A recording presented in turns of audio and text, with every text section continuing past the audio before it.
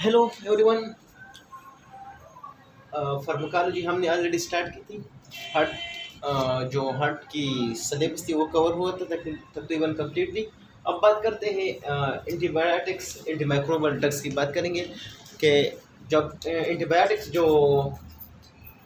जो bacteria virus या fungi या प्रोटोजोआ जो हमारे बॉडी के अंदर चले जाते हैं और वो मुख्तलिफ़ किस्म के डिजीज़ काज करते हैं, तो उसको इनहिबिट करने के लिए जो हम ड्रग यूज़ करते हैं, तो जो एंटीमाइक्रोबियल ड्रग्स हैं वो इसके बारे में है। So antimicrobial it is the broad range study of the antifungal, antiprotozoal, antiviral and antibacterial disease. Antimicrobial ये एक ब्रांच है, ये एक बिग ब्रांच है। फिर एंटीबायोटिक इसके अंदर आता है, मतलब इसकी सब ब्रांच है ये। अब those drug which are use against fungal disease, this is called antifungal. Antiprotozoal drugs, those drug which are use against protozoa, and those drugs virus जो वैक्सीन है उसके खिलाफ अगर हम वायरस के खिलाफ यूज़ करें तो इसको हम कहते हैं एंटीवायरल, और सेम इज एंटीबैक्टीरियल। एंटीबैक्टीरियल को हम एंटीबायोटिक्स भी कहते हैं। Those drug which are use against bacteria तो इसको हम कहते हैं एंटीबायोटिक्स। इसी डिफिनीशन है कि दोज ड्रग्स जो बैक्टीरिया की ग्रोथ को इनहिबिट करें या बैक्टीरिया को किल कर ले, उसके लिए जो हम ड्रग यूज़ करते हैं इसको हम एंटीबायोटिक्स कहते हैं। एंटीबायोटिक्स का दो फंक्शन है, या तो इसको डायरेक्टली किल करेगा और या दूसरा क्या करेगा, इनहिबिट द ग्रोथ करेगा। फिर एंटीबायोटिक्स की हिस्ट्री के बारे में थोड़ा सा स्टडी करते हैं कि एंटीबायोटिक्स जब अलेक्जेंडर फ्लेमिंग आया तो उसने 1928 में क्या किया था, एंटीबायोटिक्स को डिस्कवर किया था। वो किस तरह डिस्कवर किया था कि उसने एक कल्चर बनाया था।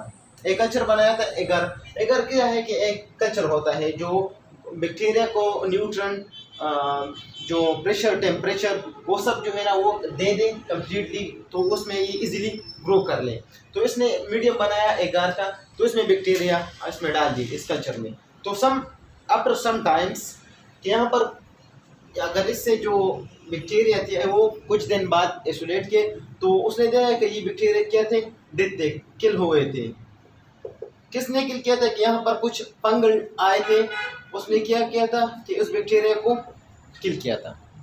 फिर इससे हमें अंदाज़ा लगा सकते हैं कि बैक्टीरिया को ग्रोथ के खिलाफ हम फंगल भी यूज़ कर सकते हैं। अगर कोई बैक्टीरिया है उसको रोक करने के लिए हम कौन सा ड्रग यूज़ करते हैं, एंटीफंगल ड्रग। फंगल जो प्लांट है या जो यूनिसेलुलर है या मल्टीसेलुलर है उसको हम ले लें तो वो अगेंस्ट द बैक्टीरिया ग्रोथ के खिलाफ हम यूज़ कर सकते हैं।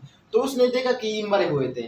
फिर लेकिन अलेक्जेंडर फ्लेमिंग क्या था कि इसको आइसोलेट करने में मतलब क्या हुआ था, फेल हुआ था। इसने इसको आइसोलेट बिल्कुल नहीं किया था, इसका वो कंसेप्ट नहीं था कि इसको मैंने आइसोलेट भी करना है। तो फिर इसके बाद कुछ ईयर्स बाद 2 साइंटिस्ट आए, उसने जो फंगल थे उससे क्या किया, आइसोलेट की, मीन्स बैक्टीरिया को अलग किया, एंड जो फंगल थे उसको भी आइसोलेट किया। ये दोनों एक दूसरे से और साइंटिस्ट ने क्या थे, आइसोलेट किए थे। फिर बात करते हैं कि जो स्पेक्ट्रम होता है, जो एंटीबायोटिक्स है उसको हम डिवाइड करते हैं 2 स्पेक्ट्रम में। सही, एंटीबायोटिक्स उसका रेंज को स्पेक्ट्रम जो है ना उसको रेंज को हम कहेंगे कि ये कितना परसेंट कितना रेंज को ये कवर कर सकता है बैक्टीरिया को किल करने में। तो फिर एक इसमें आता है नैरो स्पेक्ट्रम, दूसरा आता है broad range spectrum. Narrow spectrum में दो ड्रग्स मतलब यहाँ पर हम इस यूज़ करेंगे, लेकिन कहाँ तक यूज़ करेंगे, किस किस बैक्टीरिया के लिए यूज़ करेंगे, ये क्या होंगे कि ये थोड़े से लिमिटेड होंगे। हर एक बैक्टीरिया के लिए हम यूज़ नहीं कर सकते, ये थोड़े लिमिटेड होंगे। ब्रॉड रेंज वाले स्पेक्ट्रम जो है ना वो थोड़ा बिग एरिया, बिग बैक्टीरिया, जो बड़े बैक्टीरिया होते हैं उसको क्या कर सकते हैं, किल कर सकते हैं इवन। तो नैरो स्पेक्ट्रम में फिर कौन कौन से positive and negative spores, bacilli भी, and cocci and bacilli, positive bacilli जिसको हम पॉजिटिव कहते हैं, इसके खिलाफ हम यूज़ करते हैं। और फिर स्पायरोशीट भी के खिलाफ भी यूज़ कर सकते हैं नैरो स्पेक्ट्रम। लेकिन ये जो नेगेटिव बेसिलाई है इसके खिलाफ ये स्पेसिफिक है कि इसके खिलाफ ये हम यूज़ नहीं कर सकते, क्योंकि बेसिलाई जो नेगेटिव है वो क्या होते हैं, नेगेटिव जो कवरिंग होते हैं वो मोर रेजिस्टेंस होते हैं एंटी बैक्टीरिया, जो ग्राम नेगेटिव होते हैं वो क्या होते हैं, मोर रेजिस्टेंट टू एंटीबायोटिक्स होते हैं। तो इस वजह से न्यूरोस्पेक्ट्रम में हम उसके खिलाफ भी इसके खिलाफ भी क्या करेंगे, यूज़ नहीं कर सकते। मतलब अगर यूज़ करेंगे तो इसको क्या करेंगे, इसके किल नहीं कर सकता, इसके ग्रोथ को इनहिबिट नहीं कर सकता। तो फिर इसके अपोजिट हम ब्रॉन्ज रेंज स्पेक्ट्रम जो एंटीबायोटिक्स है वो यूज़ करेंगे। ये हम सब के लिए यूज़ कर देंगे, positive negative cocci and positive negative bacilli. Positive negative से मराद gram positive bacteria and gram negative bacilli, gram positive bacilli spirochete, मुख्तलिफ किस्म के बैक्टीरिया के खिलाफ हम ब्रॉड रेंज स्पेक्ट्रम जो एंटीबायोटिक्स होते हैं वो यूज़ करेंगे। फिर अब बात करते हैं नैरो स्पेक्ट्रम की और ब्रॉड स्पेक्ट्रम की, इसकी फर्दर क्लासिफिकेशन है। सही, तो नेक्स्ट के न्यूज नैरो स्पेक्ट्रम में फर्दर ही 2 टाइप्स आते हैं और ब्रॉड स्पेक्ट्रम में भी फर्दर 2 टाइप्स आते हैं। सो वो डिस्कस करते हैं। Penicillium fungus. अच्छा, तो थोड़ा सा वो बैकग्राउंड की तरफ जाते हैं कि किस तरह वो कवर किया था उसने।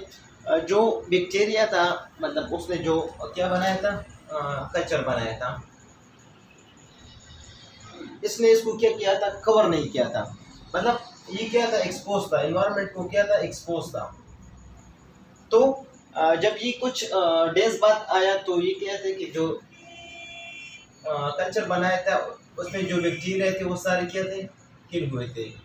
तो यहाँ पर क्या आया था कि यहाँ पर पेनिसिलियम जो फंगल है, जो फंगस है, सही है, पेनिसिलियम वो आया था। इस पर क्या किया था कि इसको अटैक किया था, तो उसकी वजह से क्या हुआ था कि बैक्टीरिया की डेथ कास्ट हुई थी। सही, तो ये वो बैकग्राउंड वाली बात थी कि एक बार जो उसने क्या बनाया था, डिश जो कल्चर बनाया था। अब narrow spectrum, narrow range spectrum और ब्रॉड स्पेक्ट्रम रेंज वाले जो एंटीबायोटिक्स है वो फर्दर क्लासिफाइड है कि इसमें एक आता है कि नंबर 1 आता है सिंपली, इसको हम कहते हैं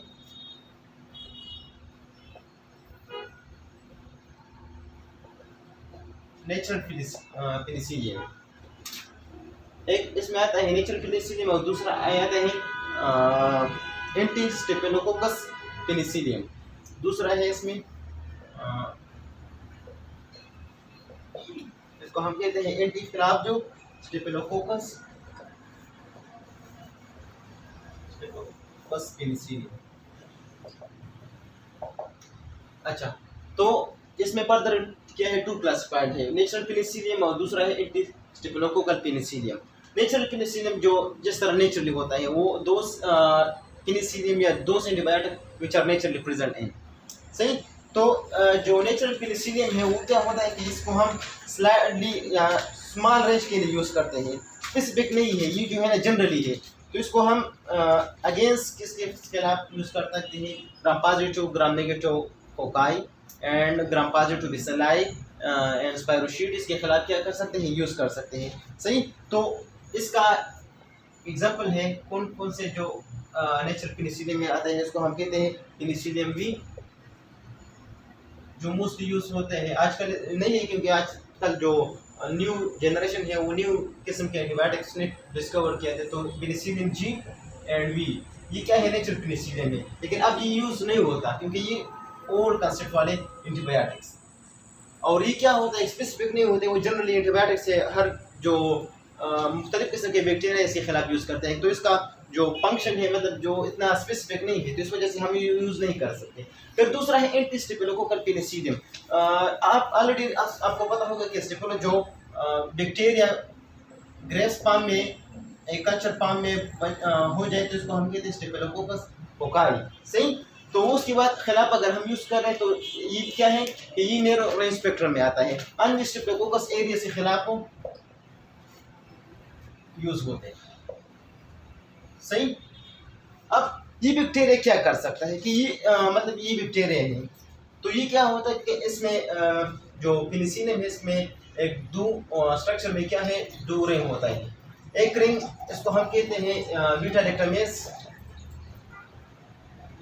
रिंग होता है, और दूसरा इसमें आता है एक दूसरा रिंग, उसको हम कहते हैं जो उसको हम कहते हैं थायोजिंडोनियम, इसको हम कहते हैं। लेकिन ये क्या है कि इसके साथ हमारा कोई कंसर्न नहीं है, क्योंकि ये सिर्फ इतना जो स्ट्रक्चर है इतना मतलब रेजिस्टेंस नहीं है, ना इसमें बैक्टीरिया के खिलाफ कुछ इफेक्ट करता है। हमारा काम है यहाँ पर बीटा लैक्टमेज रिंग्स, सही। जो बीटा लैक्टमेज रिंग है, जो बैक्टीरिया है इस लैक्टमेज क्या कर देते हैं, जो एंटीबायोटिक्स है इस बीटा लैक्टमेज रिंग को क्या कर देते हैं, डिग्रेड करते हैं। तो इस वजह से हम कहते हैं कि बैक्टीरिया के खिलाफ एंटीबायोटिक्स काम नहीं करते। तो ये क्या करते हैं कि बीटा लैक्टमेज रिंग को क्या करते हैं, डिग्रेड करते हैं। तो इसके अंदर फिर अगर ये स्ट्रक्चर डिग्रेड हो गया तो पेनिसिलिन मतलब जो एंटीबायोटिक है इसके खिलाफ अंदर जो इसका स्ट्रक्चर है वो ब्रेक हो गया, तो वो प्रॉपर काम नहीं करेगा। अगर वो प्रॉपर काम नहीं करेगा तो वो किस तरह इफेक्टिव बनेगा, सही। अब बात करते हैं कि जो हम ऑलरेडी बताया कि एंटी स्टेफिलोकोकस पेनिसिलिन है जो आन यूज होता है स्टेफिलोकोकस एरिस के खिलाफ, जस्ट सिंपली इसके खिलाफ यूज होते हैं। फिर बात करते हैं ब्रॉड रेंज स्पेक्ट्रम जो एंटीबायोटिक्स है, इसमें आता है एक